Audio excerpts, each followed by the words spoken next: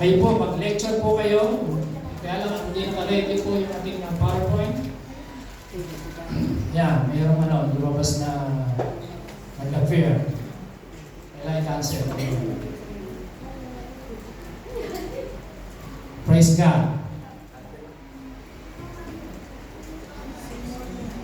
Okay, yeah. Ano pong topic ni Lord na binigay sa atin? It is God's will to heal you. Sabihin mo nga sa tabi mo, it is God's will to heal you.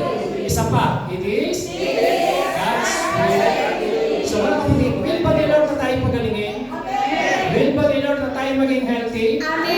Will ba ni Lord na tayo huwag magkasakit? Yes, will ni Lord. So, ngayon, yan pong pag-uusapan natin mga kapatid. At marami po kasing mga maling paniniwala ang mga tao na kapag sila raw po ay nagkakaroon ng sakit, karamdaman, ito yung will ni Lord sa kanila. Siguro, inalaw ni Lord itong mangyari sa akin, ito yung plano ng Lord sa akin. So, makinig po tayong maigi para malaman natin, ito nga bang kagalingan ay perfect will ba ito ni Lord sa buhay natin. Okay? Pagpalain mo Lord ang iyong mga anak. Let the spirit of wisdom, understanding, and revelation be upon your people. Bigyan niyo po sila ng personal revelation sa iyong mga salita at lahat ng mga nakikinig maging sa live, sa online, sa bahay, saan man silang lugar, pagpalain niyo po sila sa pangalan ni Jesus. Amen. Mga kapatid, a month ago, ako po ay binigyan ng Lord ng conviction na si Sister Julie Torla ay puntahan at para ipag-pray.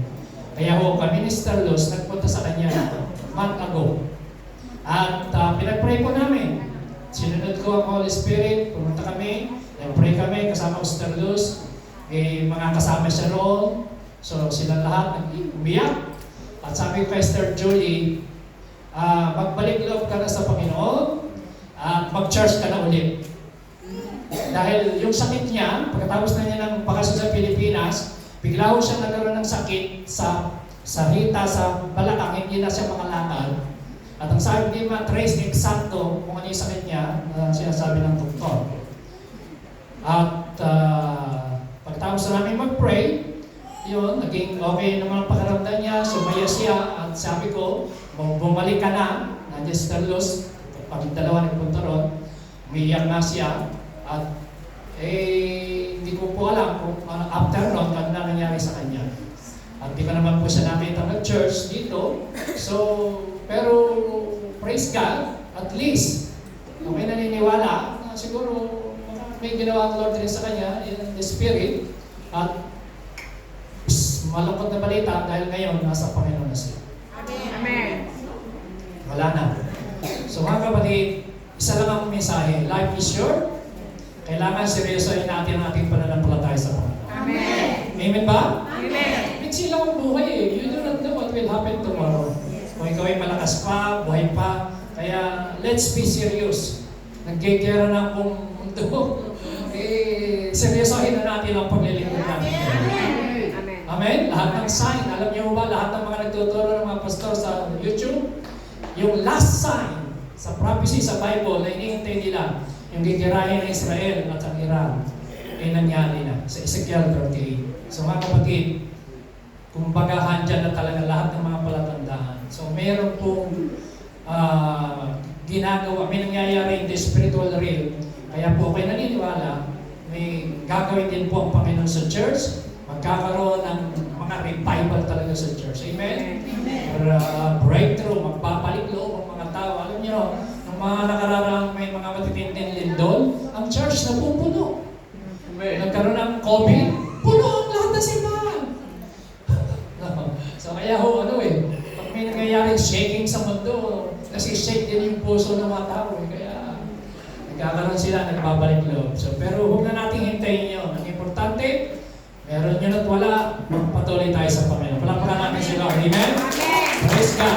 It is God's will to heal you. Sabihin mo ulit sa katabi mo, it is God's will to heal you. Okay, Matthew chapter 8, verse 1 and 2. Meron pong isang lalaki na lumapit sa Panginoon. Siya po ay may sakit na ketong, leprosy. Sa Bible po, pagka especially kahit sa Old Testament, pagka isang tayo may sakit na keto, ito po ay walang kagalingan. Ito po ay incurable disease ang tawag.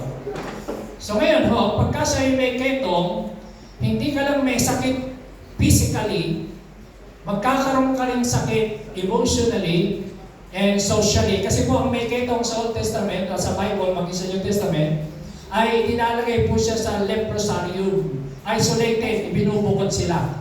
So pag ikaw ay pupunta halimbawa yan sa Lacanyaga, may keto, ikaw ay identified na may damit ka ng kakaiba na may sakit na keto, tapos malayo ka pa lang, sumisigaw ka na may ketong ka para lalayuan ka ng tao. So sila po ay nakakaranas hindi lang po physical problem, kundi emotional and social problem. Ganyan po may ketong. Lumapit siya sa Panginoon, nagpakumbaba, lumuhod, at sabi niya, Lord, if you are willing, you can make me clean. At karaniwan po tayo mga kapatid, ay ganyan din po ang prayer natin pag tayo may sakit. Lord, kung gusto mo akong gumaling, ako ay pagagalingin mo. So makikita nyo, may wrong if. Lord, if you are willing, you can make me clean. Parang, Lord, gusto mo ba akong ma-save? Okay, ma-save kung gusto mo talaga ako ma-save. Tanong, gusto ba ni Lord na ma-save ang lahat ng tao? Amen. Ulitin ko. Nasa Bible ba yun? Yes, nasa Biblia. It is God's will to save everyone, lahat, people, sa buong mundo. Gusto ni Lord na maligtas ang tao. So will ni Lord, perfect will ni Lord na tayo masing. Kaya lang, hindi lahat ng tao kinikilala yung ginawa ni Kristo na pagliligtas sa tao at saka ho tinatanggap si Jesus bilang Panginoon tagapagligtas. So kaya hindi lahat ay naliligtas. Pero will niya. So ganoon din po yung healing. Will ni Lord na lahat po ng tao, pag may sakit ka, pagalingin ka ni Lord. Kaya lang, ready ka ba na tanggapin mo at panampalatayanan mo yung kagalingang bigay sa iyo ng Panginoon? Kaya sabi dyan, Lord, if you are willing, you can make me clean. Of course, God is willing. Amen? Amen. Amen? Amen. Dahil ang Diyos mismo sumagot dyan eh. Tingnan niya, sabi niya, lakas niyo, samahan niyo magbasa verse 3. Everybody. Jesus reached out His hand and touched the man. I am willing. Yung three words na yan, na lumabas sa bibig ng Panginoon, ang ibig sabihin, I am willing. I am willing to save you. I am willing to heal you. I am willing to deliver you. I am willing to prosper you. I am willing to bless you. Amen. Amen. Willing ang Panginoon, mga kapatid. Very much willing. Kaya alam mo, ang problema, meron tayong mga maling paniniwala na kapag may sakit, iniisip natin, ay siguro hindi will ni Lord. O kaya, will ni Lord na ako'y may sakit dahil may tinuturo siya sa akin. Mali po yun. Dapat ho, burahin natin, tanggalin natin sa ating kaisipan, yung kaisipan na hindi will ni Lord, na ikaw'y gumaling. Dapat ho, palitan mo na will ni Lord na ikaw ay gumaling. Dahil sabi niya, I am willing. Sabihin mo ulit, it is God's will. I am willing. Yes. Amen. No, sabihin niyo, it is God's will It is God's will to heal you. to heal you. Sabihin mo sa katabi mo, it is God's will It is God's will to heal you. Pero may katabi mo, to heal you. So, kalooban ng Diyos na ikaw ay gumaling. Amen? Amen. Paano ang pastor mo masasabi 100% will the Lord na ako'y gumaling? Alam niyo, ang totohanan, ang healing, sabi ni Dr. Kenyon, healing is not a miracle. Healing is a revelation. Ibig sabihin, ang tunay na miracle, mga kapatid, para sa akin, the greatest miracle of all, yung isang taong masama, nagsisi, nagbalik loob sa Diyos, binago ng Diyos ang buhay, that is the greatest miracle. Pero yung healing kasi, kasama na yan sa ginawa ni Kristo, tinapos niya na yan eh. So, kailangan mo na lang, magkaroon ka ng revelation na 2,000 years ago, you are already healed by the stripes of Jesus. Amen? Amen? Amen. So, bigyan ko po kayo ng quick and 5 reason kung bakit po perfect will nature of God. So, the basis, nature of God. Sabihin ng nature of God. Nature of God. Sa Exodus chapter 15 verse 26, ito po ang sinabi ng Panginoon. He said, sabi niya sa mga Israelita, if you listen carefully to the voice of the Lord your God, and do what is right in His eyes, if you pay attention to His command, and keep all His decrees, I will not bring on you any of the diseases I brought on the Egyptian, for I am the Lord who heals you. So sabi ni Lord, ang pakilala niya, covenant name ng Panginoon, I am the Lord who heals you. So nagpakilala si Lord sa mga Israelita sa isang pangalan ng tipan. Ang tawag dito is covenant name. Anong ibig sabihin ng I am the Lord, I am Jehovah Rapha. Sabi niyo, Jehovah Rapha. So pangalan ng Panginoon, isa, marami siyang pangalan, Jehovah Rapha, Jehovah Nisi, Jehovah Shalom, Jehovah Emkades, Jehovah Roy. So maraming pangalan ng Panginoon at bawat pagpapakilala ng Lord, iba't ibang pangalan, pero mayroong kahulugan yung pangalan niya. Pero isa sa pagpapahayag ng pangalan ng Panginoon, He is Jehovah Rapha. Sabi natin, Jehovah Rapha. Ang ibig sabihin, I am the Lord who heals you. So, from the very beginning, mga kapatid, tumingin kayo sa akin. Sa simula pa, sabi ni Lord, I will not bring on you any of the disease. Yung naranasang sakit ng mga Egyptian, hindi nyo mararanasan ng mga Israelita. Bakit? Itong tipan ko, I am the Lord, the God that healed thee. Amen. Amen? So, ginawa ng Panginoon, sabi ng Hebrews chapter 1 verse 3, sa New Testament, tingnan natin, the Son, who is the Son? Jesus Christ, radiates God's own glory and expresses the very character of God. Sabihin natin, character of God. So si Jesus Christ, makinig kayo, tumingin kayo sa akin. So si Jesus Christ, He is the exact representation of God the Father in the New Testament, si Jesus Christ. Siya yung eksakto. He is the character, God's own glory. Yun ang sabi ng Bible. And He sustained everything by the mighty power of His command. Sabi ko ng salita ng Panginoon. When He had cleansed us from our sin, nung tayo pinatawad, nilinis sa ating mga kasalanan, He sat down. Ngayon po ang Panginoon, He seated in the right hand of the Heavenly Father. Nakaupo siya sa kanan ng Ama. Ang Panginoon. Kinapos niya na kasi yung mission niya sa lupa. So mga kapatid, character ng Panginoon, nature ng God, na He is the God that healed thee. Amen? Amen. Siya yung nagpapagaling. He is the great doctor. He is the great physician. He is the great specialist. Amen? Amen. Sabihin mo pa ba kung anong klase ng doktor? He is the number one healer, ang ating Panginoon. He is Jehovah Rapha. Sabihin natin, He is my Jehovah Rapha. He is my Jehovah Rapha. Sabi ni Lord sa mga Egyptian, sa mga Israelita, I am the Lord that healeth thee. Ako, yun ang revelation niya. So kaya nga, sabi diyan sa Bible, the Son, si Jesus Christ, He is the exact representation ng Ama. Ibig sabihin, kung yung Ama nag-reveal sa Old Testament na He is the God that healeth thee, kaya si Jesus Christ, kasama niya sa ministry niya, preaching, teaching, healing, and deliverance. Ulitin natin. Kaya si Kristo, hindi lang po siya nang-aral. Hindi lang siya nag-preach ng Word of God. Hindi lang po siya nag-preach about the kingdom of God. He healed the sick, He raised the dead, and cleansed the leper. Amen? Amen. Nagpagaling ang Panginoon. Amen. Okay, Acts chapter 10 verse 38, ang sabi ng Bible, how God anointed Jesus of Nazareth with the Holy Spirit and with power. He went about doing good. Anong ginawa niya? Anong ginawa ni Kristo? Healing. Sabi natin, healing. Who were oppressed by the devil, for God was with him. Kapatid, listen. Basahin niyo po, yan, verse na yan, with understanding. So si Jesus Christ, hindi lang po siya gumawa ng mabuti. Alam niyo po, yung feeding the 5,000, pakainin ng mga gutom, good works yon, doing good. Preaching the gospel, doing good. Deliverance, doing good. Pero mga kapatid, hindi lang yun.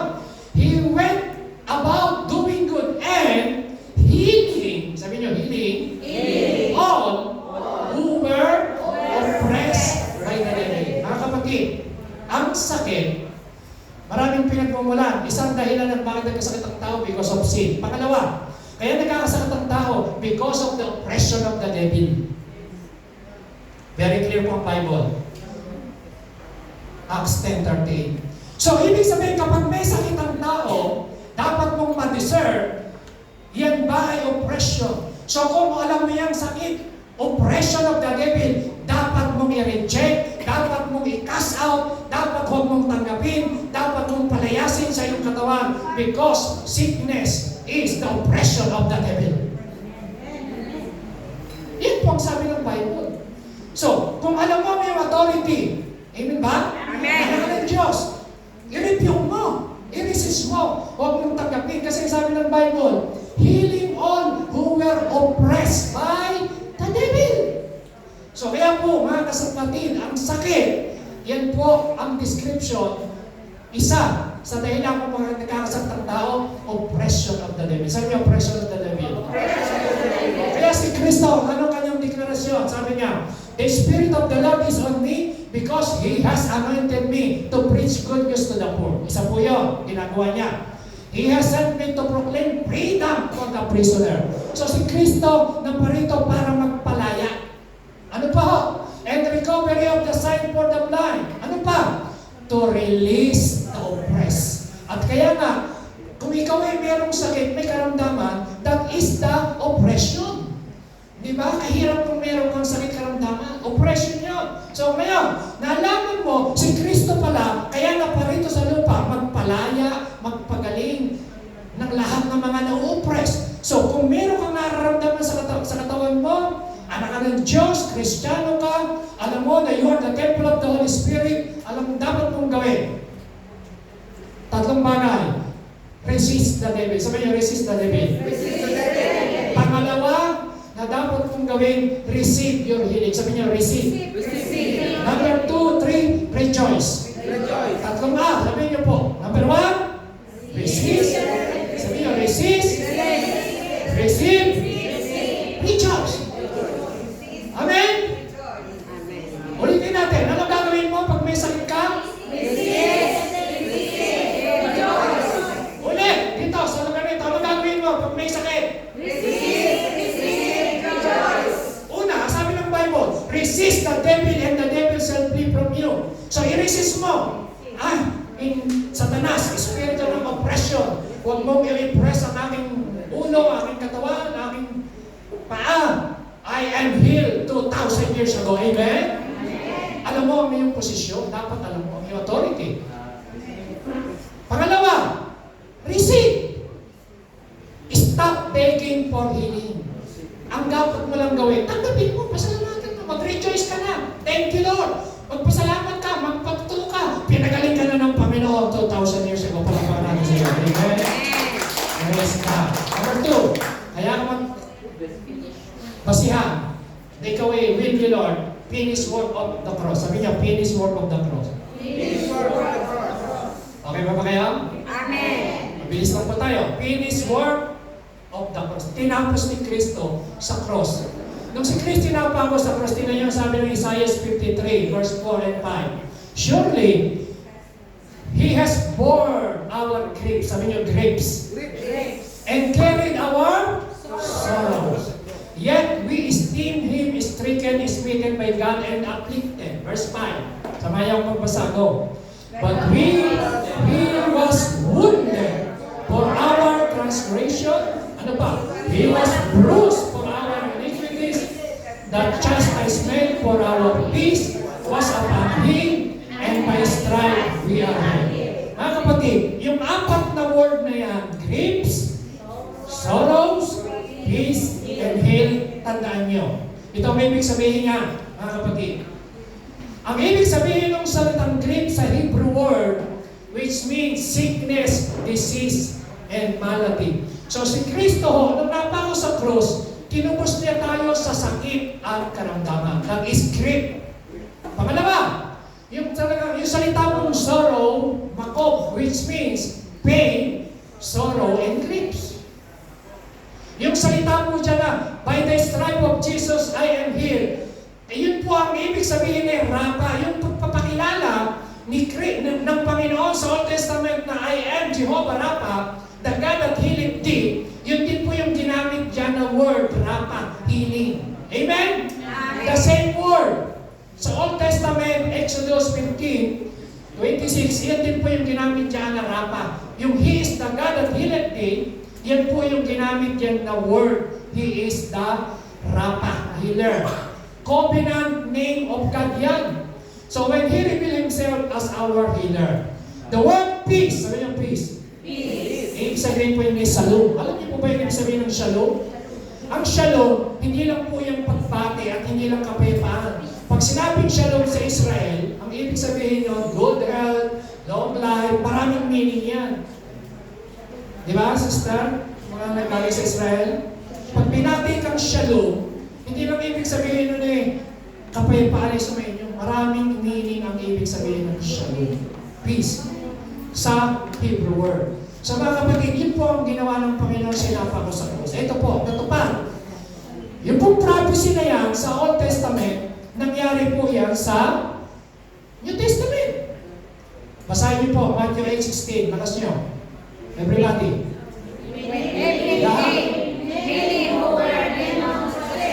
Were brought to Him, and He brought out the Spirit with the Word, and healed all the sick. Pinagaling po ba ito konti? Ilan ang pinagaling? Ang sabi pa doon and He healed few o some. Ganun ba sinabi? All! Lahat ng may sakit gusto ni Lord gumaling. Verse 17, lakas nyo. This was to fulfill what was spoken through the prophet Isaiah. Anong ginawa niya? He took up our infirmities and carried our diseases. So yung pinag-uusapan natin kanina, yan, yung mga grief, sorrow, healing sa Isaiah, natupad po yan sa Matthew chapter 8, 16 and 17, sa ginawa ni Kristo. Kaya kung pangalawang reason, it is God's will to heal you dahil sa finished work ng Panginoon. Palakpakan natin ng Diyos. That is number 2, reason. Number 3, reason, victory of the cross. Sabi niyo, victory of the cross. Pinagtagumpayan na ni Kristo, hindi lang ang kasalanan, pati ang kamatayan at ang sakit at karamdaman nung siya'y napako sa krus. Mga kapatid, tatlong S, 3 S's ang pinagtagumpayan ng Panginoon: sin, Satan, and sickness. Hallelujah. Madali tandaan, tatlong S. Sin, Satan, sickness. Tinalo niya. Okay, sabi sa Bible, Colossians 2:14-15. Samahan niyo po akong magbasa kasi kaya ko kayo pinababasa para makita niyo na ang pinag-aaralan natin ay talagang nasusulat sa Biblia. Amen? Amen. At hindi lang yun, faith comes by hearing and hearing the Word of God. Napapakinggan mo yung Word of God, pag binabasa mo, nagkakaroon ka ng faith mismo sa i-declare mo na Word of God. Okay, let's read together. Loud, please. God wiped out the church that were against us for disobeying the law of Moses. He took them away and laid them to the cross. There, ano ginawa ni Kristo? Christ defeated all powers and forces.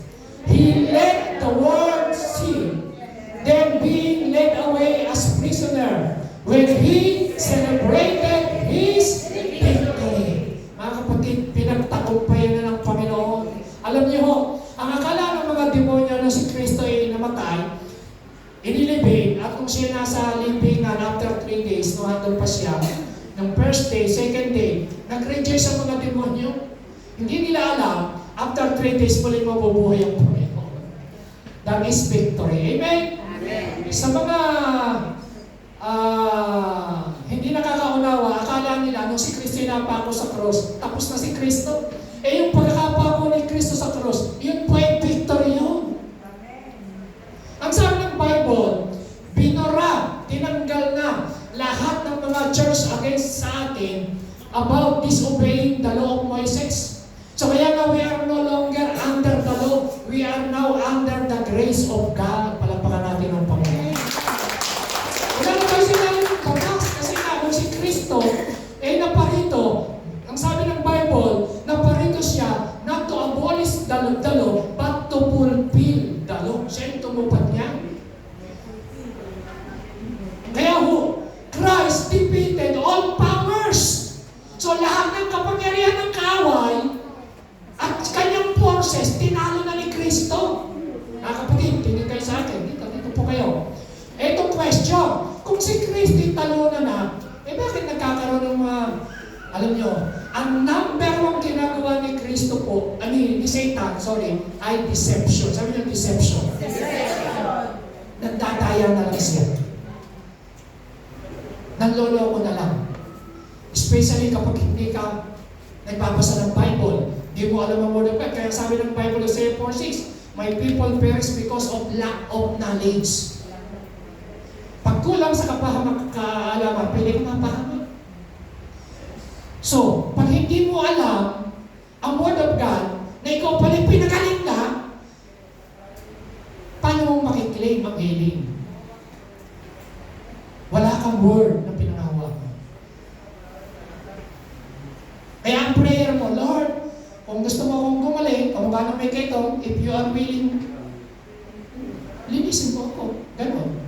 Kasi di mo alam eh. Pero kung alam mo, thank you Lord! Lord, sinabi mo sa iyong salita, hallelujah! 2,000 years ago, sabi mo Lord, sa 1 Peter chapter 2, verse 24, di mo ba Lord, sinabi mo, by your stripe, I am healed. Lord, tinatanggap ko, ngayon pa lang, hindi ako nananangan sa pakiramdam, hindi sa nakikita, nananangan ako sa sinabi mo sa iyong salita. I walk by faith, I receive my healing, I declare my healing, I am healed by the stripe of Jesus. Amen. Heal you. Sabi ni Satanas, nako, hindi ko na ito dapat. Wala na tayong magagawa na, hindi na natin ito pwedeng dayain. Tinuruan ng pastor nila ng healing. Oh, Amen? Kaya mapalat kayo mga transactional people. It is God's will to heal you. Kaya pag may mga nararamdaman kayo, mga sakit-sakit na umatake sa katawan niyo, in Jesus' name, you are not allowed in my body. Because my body now is the temple of the Holy Spirit. Amen. Amen? Amen. Araw-araw, dinideclare ko yun. Araw-araw sinasabi ko, walang sakit karamdaman magtatagumpay sa aking katawan. Pagka may umuusbog pa lang ng mga virus at sakit, malulusaw na kaagad in Jesus' name. Kinukuman ko every internal organ na mag-function ng normal. My blood, my cell, mag-function ng normal. Yung aking circulation ng blood, mag-function ng normal. In Jesus' name. Eh sabi ng iba, na mga walang pastor, totoo ba yun? So, mga kapatid, it's by law of faith. Sabihin nyo, law of faith. Law of faith. Alam niyo po sa kingdom of God, ang pinag-uusapan dito, batas ng pananampalataya. Kung meron pong law sa mundo, merong example, law of gravity. Alam niyo po ang law, yung batas, ito po ay consistent, constant, and universal. Halimbawa, yung law of gravity. Pag ikaw ay pumunta ng Amerika, tumalong ka sa building, patay ka. Kasi law of gravity, pabagsak ka talaga. So kahit nasa Pilipinas ka, ibig sabihin universal ang law. Dito ka sa Spain, universal ang law. Law of gravity ang tawag doon. Amen? Tama ba? Amen. So, consistent, constant, universal. Halimbawa, yung law of the land, dito sa law of the land ng mga polisiya. Eh, pagka lumabag ka sa speed limit, kamukha ko, hindi ko alam, namultahan pala ako, matagal na, 10 years ago, Alam niyo po dito sa may, bago dumating ng Aldi, mayroong nakalagay dyan na 50 lang. 50. Yes. Eh, napakatagal na. No, meron pala akong multang gamon. So, ibig sabihin, may fines. Pag hindi mo pinayaran, mag-i-interest pa. Kahit matagal na, may batas yun eh. Amen ba? So, application yun. Kahit kay Nino, nag-a-apply kasi ang tawag doon ay law of the law. Mga kapatid, alam niyo ba may sinasabi sa Bible sa Romans chapter 3 na law of faith. Sabihin niyo, law of faith. Law of faith. Ilakas niyo po, law of faith. Law of faith. Pagdating sa spiritual na bagay, sa kingdom of God, mga kapatid, listen, napaka-importante nito. Kung gusto mo maranasan ang himala ng Panginoon, ang kailangan gamitin mo, mag-operate sa buhay mo ay law of faith. Sabihin niyo, law of faith. Law of faith. Say by faith. So the just shall live by faith. Ang mga Kristiyano, we walk by faith, not by sight. The just shall live by faith. By faith. Kaya by faith, you are healed. Amen. By faith, you are blessed. By faith, you are free. By faith, you are delivered. By faith, you are special son and daughters of God. Amen. Special ka sa tingin ng Panginoon. Sabi nga ng Bible, you are the apple of His eye. So, huwag mong babaan ng tingin sa sarili mo. So, pinagtagumpayan na ng Panginoon. Amen? Amen. And sabi ng Hebrews 4, kayo bumasa, tingnan niyo po very clear. We are people of flesh and blood. Okay? That is why Jesus became one of us. Lakas niyo! He died to destroy the devil who had power over death. Mga kapatid. So si Satanas daw po yung namatay to destroy the devil. Naniniwala ba kayo dyan? At isa sa ginagawa ng kaaway, bigyan ng sakit ang tao, parang tao ay mamatay na hindi nakakakilala sa Diyos. Yung mga premature death o yung mga biglang na-aksidente, bigla na lang buong sasakyan ay namatay lahat, hindi na nakakapagsisi. So mga kapatid, si Jesus Christ na parito to destroy the devil's work. Amen? Hindi lang yun. Siya namatay to rescue all of us who live each day in fear of dying. Lahat o, inirescue ng Panginoon tayo sa kamatayan. Palakpakan natin ang Diyos. Amen? Yan po tinanong sa atin. Sabi ng 1 John 3:8, but the Son of God, si Jesus Christ, came to destroy the works of the devil. Ang isa po sa works of the devil ay ang sakit at karamdaman. Kaya si Kristo ay naparito to destroy the works of the devil. Amen? And number 4, the reason bakit kinakailangan tayong maniwala na ang kagalingan ay kalooban ng Diyos. Sabi natin, God's covenant of healing. Ito po ay covenant, mga kapatid. Tipan ng Diyos yan. So, ang Old Testament, tinatawag natin Old Covenant. Sabi natin Old Covenant. Ang New Testament, ang tawag dyan is New Covenant o New Testament. Okay? So, pag sinabi pong tipan, mga kapatid, ito po ay agreement between two parties, God and man and God. Kasunduan.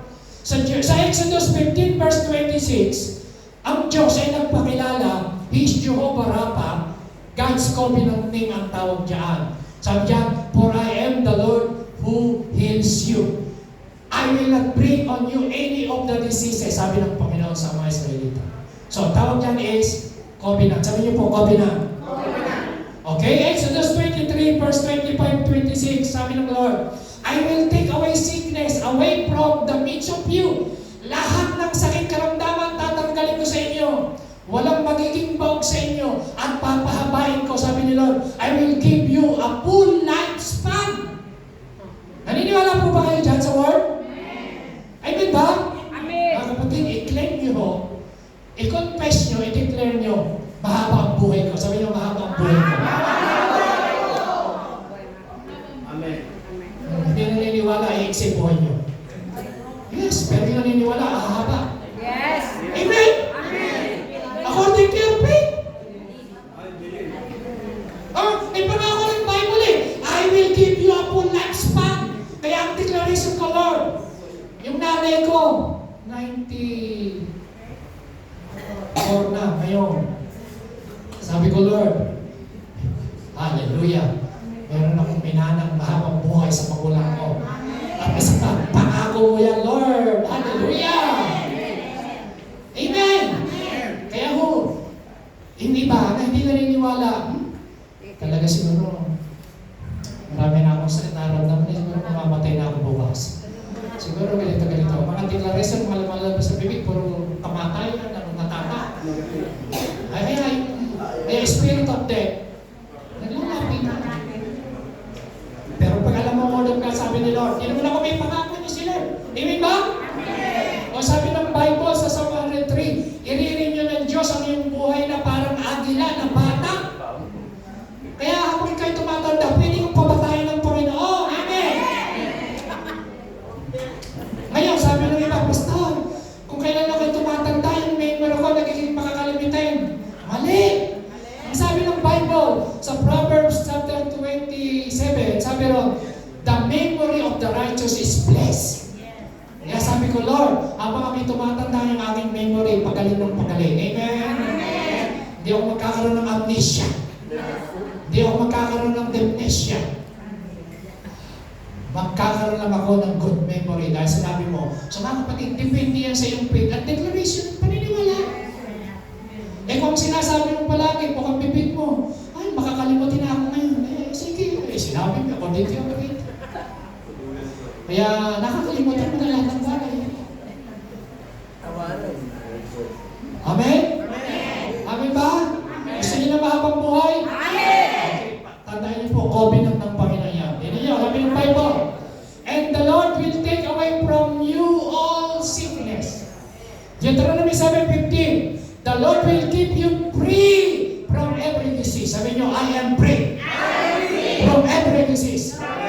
Ituro mo kay katabi mo, sabi mo, sister or brother, you are free. From every disease. Sabi mo sa Tagalog, malaya ka. Nasa sakit at karamdaman. Sino ang naniniwalang pinalaya sa karamdaman, pinapagay sa Lord? So ikaw na, hallelujah! Sabi mo, I am free. From every disease. Hindi ako may sabi. Sabi ng Bible, Deuteronomy 7 verse 15. I am free. Hallelujah. Sabi niyo, I am free. Sa arthritis. I am free. Sabi niyo, I am cancer free. Sabi niyo, I am cancer free. Ilakas niyo, I am by faith. Parinig mo kay Satanas, sabi niyo, I am. The Bible says, by faith, I am free. The spirit of cancer. I-claim niya, walang cancer na magtatagumpay sa inyong katawan. Pagpapala natin si Lord. Woo! Amen! Yan ang sabi ng Bible. Covenant yan. Ipan yan mga kapatid. Hindi ako may sabi. You are free from every disease. Paniwalaan niyo yan. Paniwalaan niyo kung meron kayong mga bukol-bukol, sakit-sakit. Sabihin mo sa pangalan ni Jesus, malusong ka. Pinalaya na ako, malaya na ako sa sakit karamdaman. Amen! Covenant healing yan. Healer. Tingnan nyo. Nehemiah chapter 9 verse 21. Kayong bumasa. Very clear ang Bible. Lakas nyo. For 40 years you sustained them in the desert. They lacked nothing. Their clothes did not wear out, nor did their feet become swollen. Ang mga Israelita, 40 years hindi, hallelujah, nagkulang ng pagkain at inumin sa wilderness. Yung damit nila hindi nasira. Yung kanilang paa, hallelujah, pati sandals hindi nasira. Ibig sabihin, na-experience nila supernatural. Walang sakit. Oh, nasa Bible ba? Ilakas nyo. Psalms 105 verse 37, everybody read. Then he led the Israelites out. They carried silver and gold, and all of them were healthy and strong. Woo! Yes! Amen ba? Ilan? All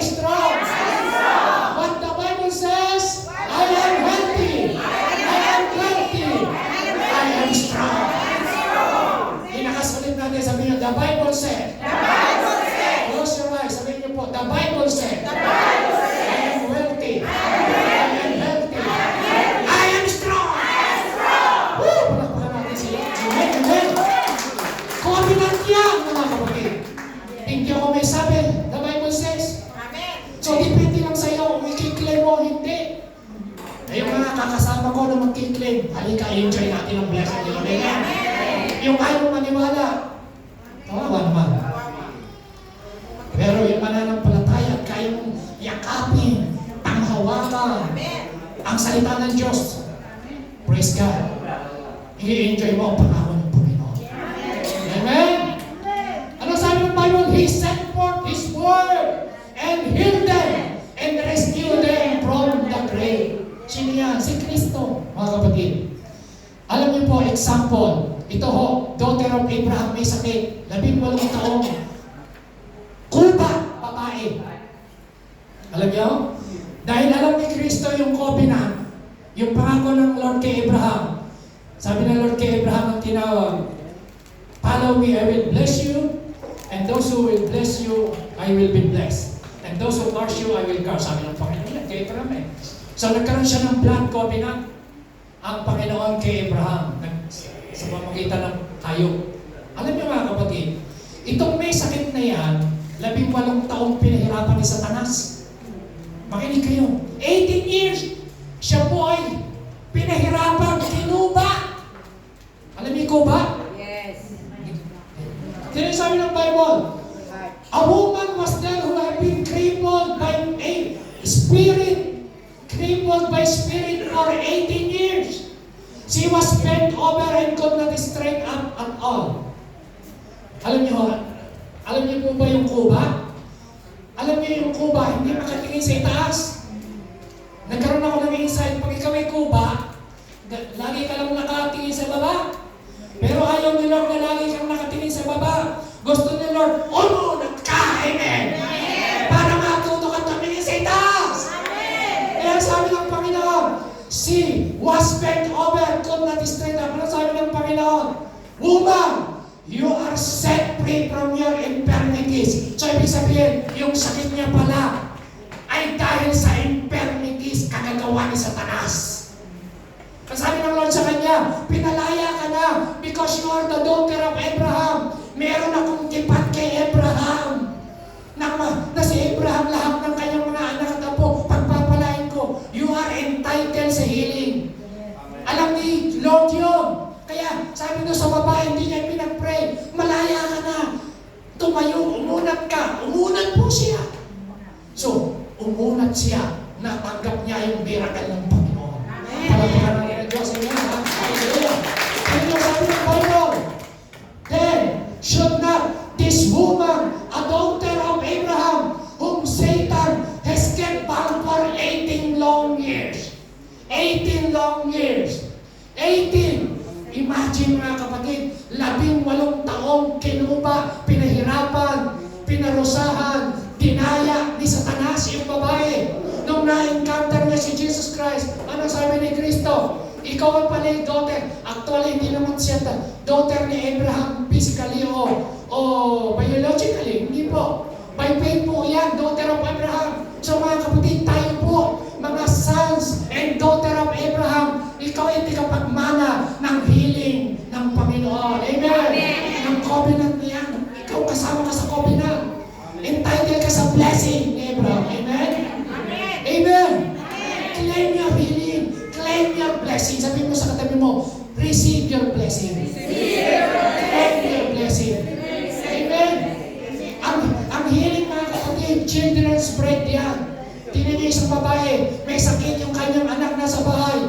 Lumapit siya sa Panginoon, demon possess yung kanyang anak. Pinagaling ng Panginoon, sabi ng Lord sa kanya, umuwi ka na. Yung anak mo, magaling na. He replied, it is not right to take the children's bread. Alam niyo po ba, ang healing ay children's bread. Anak ka ng Diyos, para sa iyo yan. Dapat alam niyo yan. Yan ang ating posisyon, mga kapatid. So, sabi ng Lord sa kanya, woman, you have great faith, your request is granted, and her daughter was healed from that very hour. Gumaling ka agad kasi alam niya yung kanyang right. So mga kapatid, claim your healing, receive your healing. Palakpakan natin ang Panginoon. Hallelujah. Ito po ang good news. Hebrews 8:6, magtatapos na po ako. But now, he has obtained more excellent ministry, inasmuch as he is also mediator of a better covenant. Sabi niyo, better covenant. Better covenant.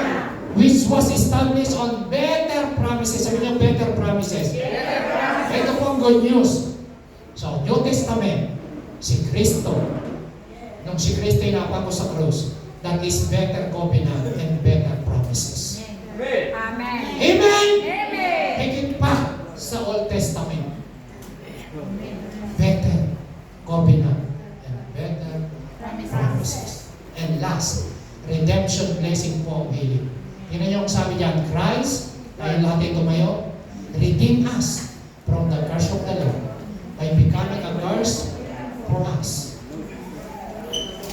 For it is written, curse is everyone who is hung on a tree. He redeemed us in order that the blessing given to Abraham might come to the Gentiles. Sino po yung Gentiles? Tayo po yan. Hindi naman po talaga tayo Hudyo eh. Ang mga Hudyo, yung mga Israelita. Pero tayo po ay Gentiles. Natugtong tayo, na-connect tayo sa Panginoon through Jesus Christ by faith. So we might receive the promise of the Spirit. Kaya nga mga kapatid, yung pang-lima, redemption blessing kasama po yung healing. Hindi lang po salvation. So, 5 bagay po yung tinuro ko sa inyo. Huwag niyo pong kalimutan ang 5 bagay na yan. It is God's will to heal you. Number 1, nature of God. Pangalan ng Panginoon, character ni Lord is the God that healed thee. Number 2, what? Finished work. Tinapos ni Kristo yan sa cross. Number 3, victory. Pinagtagumpayan ni Kristo ang sakit, karamdaman sa Satan, sin, and sickness. Tandaan niyo po yan. Wala na pong mensahe na hihigit sa mensahe na yan. And number 4, God's covenant healing. Tipan niya ng Lord kay Abraham. Pagka may sakit sa inyo, nagkakasakit sa inyo, anak niyo, pamilya niyo, alalahanin niyo yung covenant ng Lord kay Abraham. Sabi ng Lord, I will not violate my covenant. Nasa Bible po. From generation to generation, gagawin ng Lord. Nakapagtibay siya. Covenant po yan. And number 5, redemption blessing. Amen? Pag-pray po natin yung anak ni Sister Mirna, si Arlene. Nasa hospital mo ba siya? Yes po. Nasa ospital. Ha? Nasa ospital. Okay. Halika mo natin rin. Praise God. Hindi ko alam kung ano nangyari sa anak niya, pero